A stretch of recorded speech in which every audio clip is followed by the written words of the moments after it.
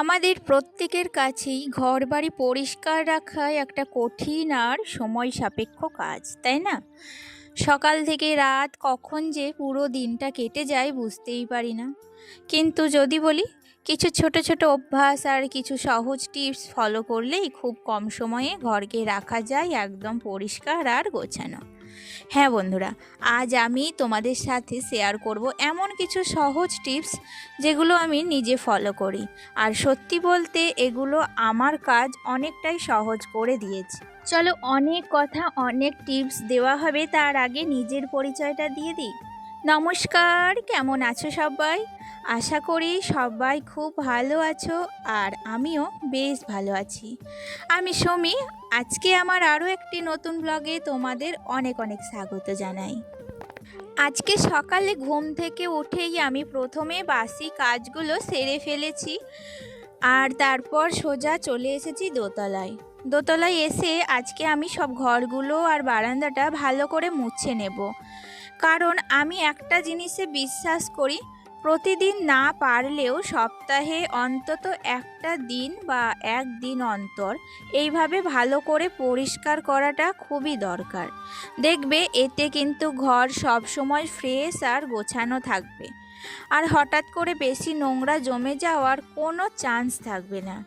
একটা ছোট্ট টিপস দিই, সব পরিষ্কারের কাজ একদিনে না জমিয়ে রুটিন করে ভাগ করে নাও। যেমন একদিন শুধু ঘর, আর একদিন রান্নাঘর, আর একদিন বাথরুম। এতে কাজও সহজ হবে আর তোমার ওপর চাপও অনেক কম পড়বে। সংসার সামলাতে গেলে এই ছোট ছোট অভ্যাসগুলোই কিন্তু আমাদের অনেকটা সময় আর এনার্জি বাঁচিয়ে দেয়। আসলে কালকে রাত্রিবেলায় প্রচুর পরিমাণে বৃষ্টি হয়ে গেছে, আর সেই বৃষ্টির জন্য দেখো আমার ঘর বাড়িগুলো আরও নোংরা হয়ে গেছে। তাই আজকে ভাবলাম যে সকালবেলায় উঠে আজকে এই ঘর মোছা দিয়েই আজকে আমার ব্লগটা শুরু করা যাক। তাই জন্য সকালবেলায় উঠে নিচের সমস্ত বাসি কাজগুলো তো কমপ্লিট করে নিয়েছি, আর এখন এসেছিলাম দোতলায়, আর দোতলার ওপরটাও ভালো করে মুছে নিলাম। সকালবেলায় ঘরগুলো মুছে নিলে একটা ফ্রেশ ফিল আসে, তাই না? তারপর সারাদিন আরামসে কিন্তু তোমার সংসারের আরও সমস্ত যে কাজগুলো আছে সেগুলো তুমি আরামসে করতে পারো। আর আলাদা আলাদা করে রুটিন করে নিলে এক জায়গায় কিন্তু তোমার সমস্ত এনার্জিগুলো লস হয়ে না যেয়ে বরং সংসারের অন্য কাজগুলোই তুমি আরও এনার্জি সহকারে কাজ করতে পারবে। আর এখন আসি আজকের দ্বিতীয় টিপসে। দেখো, অনেক সময় আমরা এমন কিছু কাজ ফেলে রাখি যেগুলো দিনের পর দিন জমতেই থাকে, কিন্তু সত্যি কথা বলতে এই কাজগুলো যত ফেলে রাখবে ততই বাড়তে থাকবে আর করতে আরও বেশি কঠিন লাগবে। তাই আমার একটা ছোট্ট সাজেশন, যতটা পারো আস্তে আস্তে এই জমে থাকা কাজগুলো ক্লিয়ার করার চেষ্টা করো, কারণ সময়ের কাজ সময়ে করে নিলে পরে আর চাপ পড়ে না। আজকে যেমন ধরো অনেক দিন ধরেই আমার কিছু জামা কাপড় পরেছিল, তো আমি এখন সেগুলো সুন্দর করে ভাঁজ করছি, আর ভাঁজ করে আলমারির মধ্যে গুছিয়ে রাখবো। আসলে এগুলো নতুন জামা, এখনই ব্যবহার করব না, কিন্তু তবুও গুছিয়ে রাখলে পরে খুঁজতে সুবিধা হয় আর দেখতেও ভালো লাগে। আর কি বলতো, আমাদের এই ছোট ছোট কাজগুলোই আমাদের ঘরকে সবসময় নিট আর অর্গানাইজড রাখতে সাহায্য করে।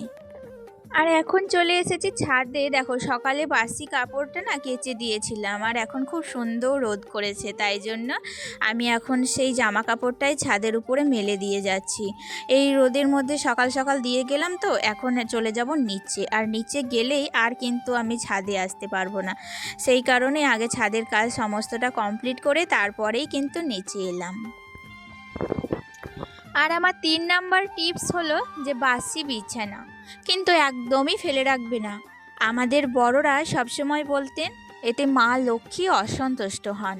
তাই সংসারের যতই কাজের চাপ থাকুক না কেন, সকালে উঠে বিছানাটা গুছিয়ে নেওয়ার অভ্যাসটা কিন্তু খুবই জরুরি।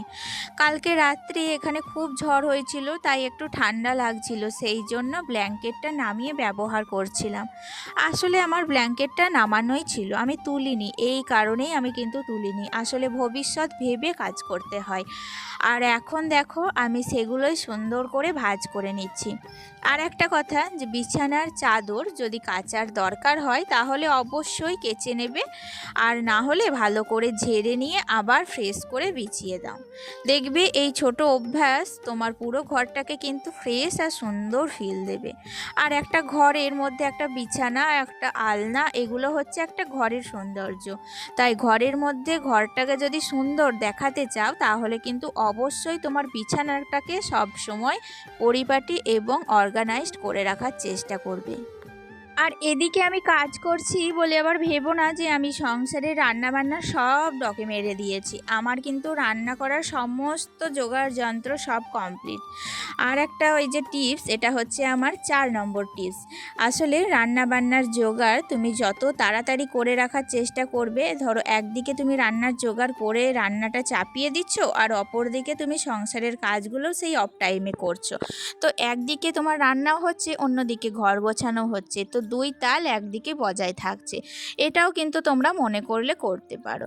যাই হোক, তোমরা সকাল সকাল রান্না করে নেওয়ার চেষ্টা করবে, কিংবা তোমাদের একান্তই যদি সকালে সময় না থাকে তাহলে কিন্তু তোমরা মনে করলে একটু ঘর ক্লিনিং, একটু ডাস্টিং করার পরেও তোমরা রান্নাবান্নাটা করতে পারো। তো যে যেমন সুবিধা বুঝবে সে তেমনিভাবেই কিন্তু তোমাদের রান্নাটা কমপ্লিট করবে। আর আজকে রান্না করেছিলাম ভেন্ডি ভাজা, আর এদিকে ছিল একটা রসা, তার সাথে কিছু মসুর ডাল ভিজিয়েছিলাম। জানো তো আমার মসুর ডাল খাওয়া বারণ, তবুও মুখটা পালতে পারি না, মসুর ডালটা ভিজিয়ে সেই মসুর ডালের বড়া, আর তার সাথে করেছিলাম একটু বড়ার টক।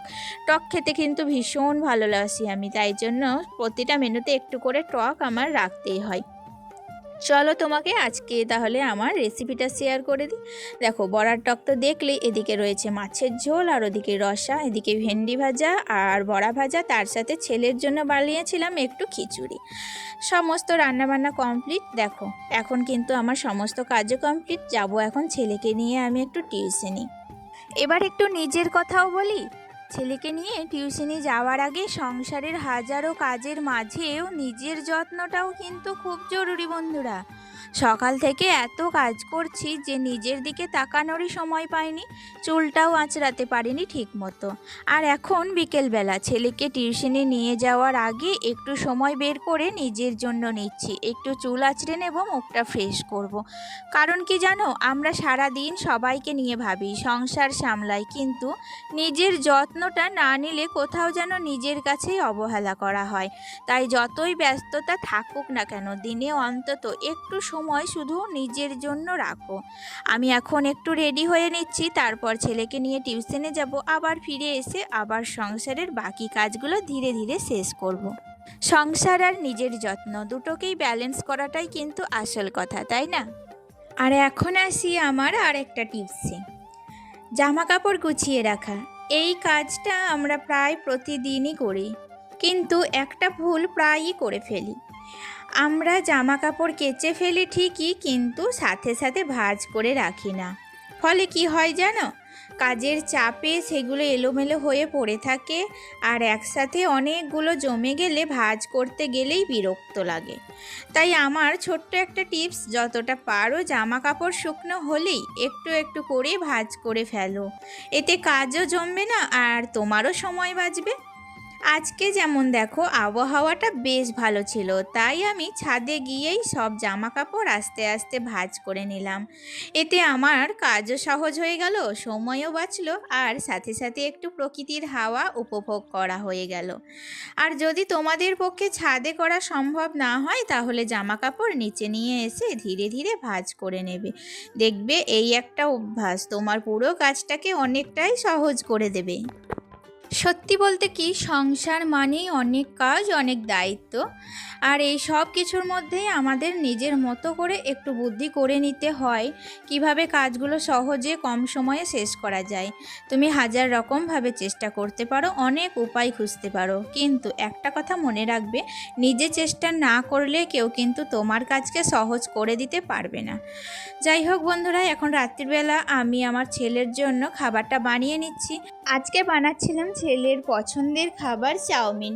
ওকে জিজ্ঞাসা করায় ও বলল যে আজকে চাউমিন খাবো, তাই আজকে এটাই বানিয়ে ফেললাম চটজলদি। দিনভর কাজের পরেও এইটুকু সময় আমার কাছে খুব স্পেশাল, কারণ নিজের হাতে বানানো খাবার খাওয়াতে একটা আলাদা শান্তি আছে। তো চলো আজকের মতো এখানেই শেষ করি, আবার কালকে নতুন একটা দিনের সাথে দেখা হচ্ছে। টাটা।